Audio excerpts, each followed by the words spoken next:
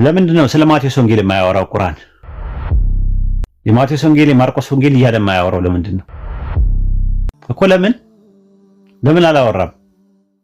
ጉዳዩ በእናንተ እጅ ያለውን ወንጌል እያለ አላህ በቁርአን እንጂል እያለ የሚያወራው የነ ማቴዎስን የማርቆስን ምናምን ቢሆን ኖሮ የማርቆስ ወንጌል የማቴዎስ ወንጌል እያለ ለምን ቁርአን አይጠቀምም?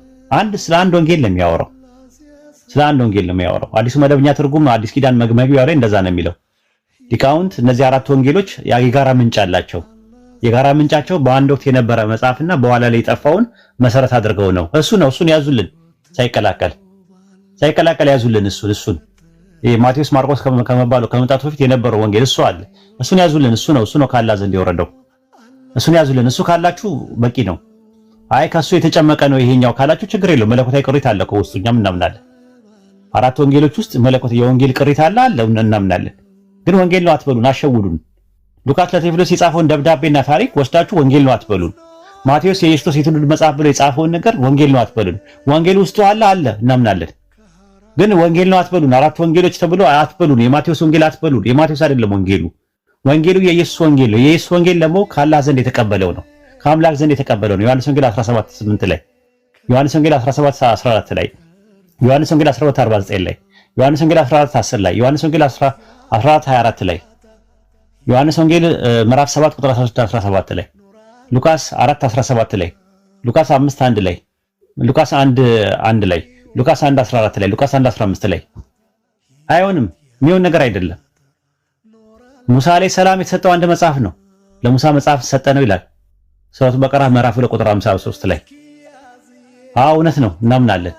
ነገር ግን ያ መጽሐፍ አንድ መጽሐፍ የነበረው አንድ መጽሐፍ ሱረቱ አንቢያ ምዕራፍ 20 ቁጥር 48 ላይ ማለት አንድ መጽሐፍ ነው የተጻፈው። አሁን አራቱ መቼ ነው የተጻፉት? በባቢሎን ምርኮ ጊዜ ዘፍጥረት፣ ዘጸአት ምናምን ነገር ሳይቀላቀል ያዙልን። እሱ ከመቀላቀሉ በፊት የነበረውን ኦሪት የሚባለውን ያዙልን፣ ቶራ የሚባለውን ያዙልን፣ ተውራት የሚባለውን ነገር ያዙልን። እሱን ያዙልን ሳይቀላቀል ወደ አምስት ሳይከፋፍሉት በፊት የነበረውን ያዙልን። እሱን አሁን ኦሪት በእነዚህ በአምስቱ መጽሐፍት ውስጥ ኦሪት በውስጡ አለ። መለኮታዊ ቅሪት አለ።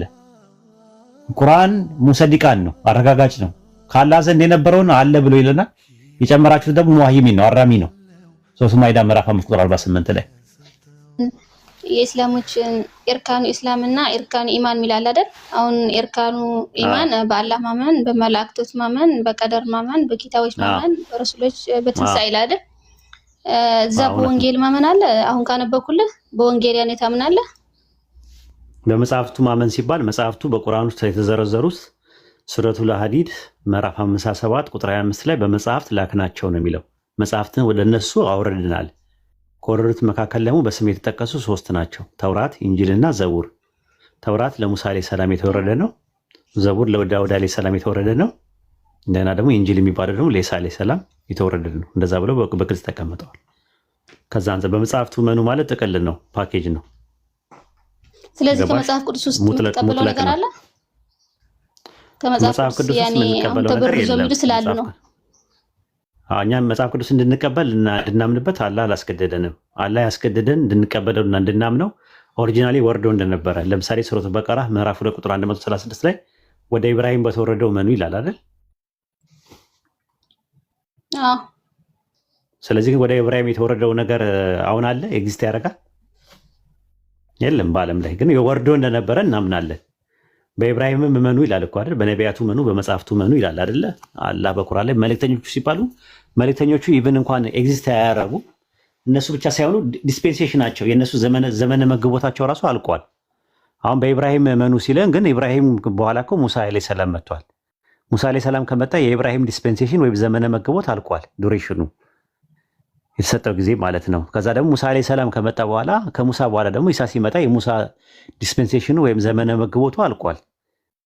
ገባሽ? ነገር ግን መኑ ሲባል ሙሳ የሚባል ነብይ ተነስቶ እንደነበረ ሙሳ በሚባለው ነብይ ላይ ተውራት የሚባል መጽሐፍ ተሰጥቶት እንደነበረ መኑ ነው ቁርአን የሚለው፣ ተቀበሉ ነው የሚለው እንጂ አሁን ክርስቲያኖች አህሉል ኪታቦች የሚባሉት የመጽሐፉ ሰዎች የሚባሉ ክርስቲያንና አይሁዶች በእጆቻቸው ጽፈው ይህ ካላ ነው ብለው የበረዙትን እመኑ ብሎ ቁርአን ላይ ደሊል አላመጣልንም አለ።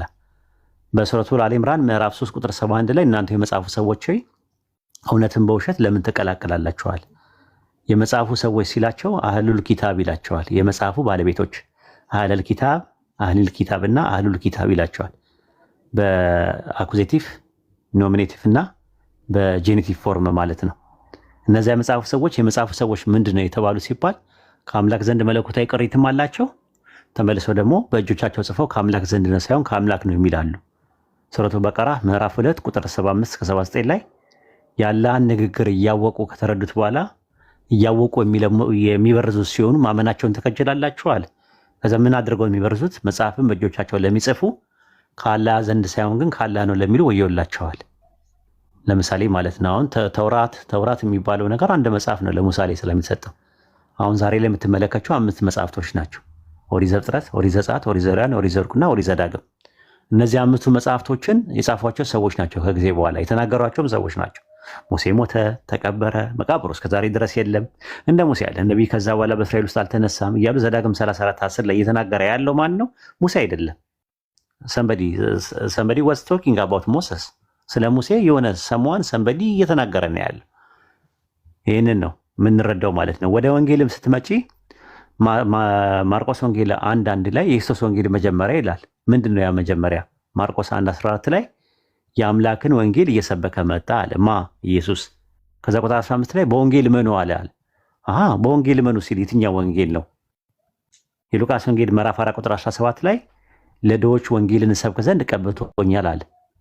የትኛው ወንጌል ነው? ዮሐንስ ወንጌል ምዕራፍ 18 ቁጥር 8 ላይ ምዕራፍ 17 ቁጥር 8 ላይ እንደዛ ነው። የሰጠኝን ቃል ሰጥቻቸዋለሁና አለ። የተሰጠ ወንጌል አለ። እሱ ነው ወንጌል የሚባለው። ከዛ በኋላ ግን ከጊዜ በኋላ ሰዎች የማቴዎስ ወንጌል፣ የማርቆስ ወንጌል፣ የሉቃስ ወንጌል እያሉ በላዩ ላይ ኢየሱስ ያልተናገረውን ነገር ስለ ኢየሱስ አወላለድ፣ ስለ ኢየሱስ ስርገት፣ ስለ ኢየሱስ ተአምራት ማድረግ፣ ስለ ኢየሱስ የህይወት ታሪክን ጨምረው ላዩ ላይ ጨምረው የአምላክ ቃል አድርገው ይዘውታል። ለምሳሌ ሉቃስ 1:1 ላይ ቴዎፍሎስ የሚባል ጓደኛው አለው። ለእሱ የሰጠው ደብዳቤ ነው። ተመልከች፣ ደብዳቤ ነው ለእሱ ቴዎፍሎስ ለሚባለው ጓደኛ የጻፈው ነው። መልካም ሆኖ ታየኛል። ብዙዎች ታሪክን ሲያዘጋጁ ስላየው መልካም ሆኖ ስለታየኝ እኔም ልጽፍልህ ወደድኩኝ አለ። ይሄ የአምላክ ቃል ነው፣ የአምላክ ንግግር ነው። ይሄ ወንጌል ነው፣ ለኢየሱስ የተሰጠ ወንጌል ነው። ይሄ ወንጌል አይደለም፣ ታሪክ ነው። ታሪክ አያስፈልግም? ያስፈልጋል። ግን የአምላክ ቃል ነው አትበሉን፣ ወንጌል ነው አትበሉን፣ አሸውዱን። ማቴዎስ 1:1 ላይ የአብርሃም ልጅ የዳዊት ልጅ የክርስቶስ የትውልድ መጽሐፍ፣ የትውልድ መጽሐፍ ነው እናምናለን፣ ግን ወንጌል ነው አትበሉን። ምክንያቱም ከሌን ወለደ የሚለው ወንጌል አይደለም። የክርስቶስ ወንጌል መጀመሪያ ማስተማር ከጀመረበት ነው። ሲያስተምር ደግሞ ሉቃስ 3:23 ላይ እድሜው 30 ዓመት ሆኖት ነበር ይላል። ከዛ በፊት የነበረው ከሌን ወለደ፣ አብርሃም ይስሐቅን ወለደ። ይስሐቅ ምንድን ነው? እሱ ታሪክ ነው፣ የትውልድ መጽሐፍ ነው የሚለው። ያስፈልጋል? ያስፈልጋል። ታሪክ ግን የአምላክ ቃል ነው አትበሉን፣ ወንጌል ነው አትበሉን፣ አሸውዱን፣ አትቀላቅሉብን። ለዛ ነው ቁርአን ላይ እናንተ የመጽሐፉ ሰዎች እውነትን በውሸት አትቀላቅሉ ያለው። ውሸት ያደረገው ነገር ምንድን ነው? ከአምላክ ዘንድ ሳይሆን ከአምላክ ነው ለሚሉ ወዮላቸው ነው የሚለው። ዲቫይን ሬቪሌሽን አይደለም፣ ከአምላክ ዘንድ መገለጠው ነው አይደለም። ታሪክ ጸሐፊዎች የጻፉትን መጽሐፍ ሰብስበው ከአምላክ ጋር ቀላቅለው የአምላክ ቃል ነው ብለው ስለነገሯቸው ነው። ባይብል እኮ ራሱ በእናንተ ሲነርጊያ ነው የሚባለው፣ ሞኖርጊያ አይደለም። ራሱ ሞኖርጊያ ማለት የአምላክ ቃል ብቻ አይደለም፣ ሲነርጊያ ይላሉ። የአምላክ ቃልና የሰው ቃል ቅልቅል ነው ብሎ ነው የሚያምኑት በቴዎሎጂ ደረጃ። ስለዚህ ከዚህ አንጻር ተቀላቅለዋል ነው ተበርዘዋል ብለን የምናምነው።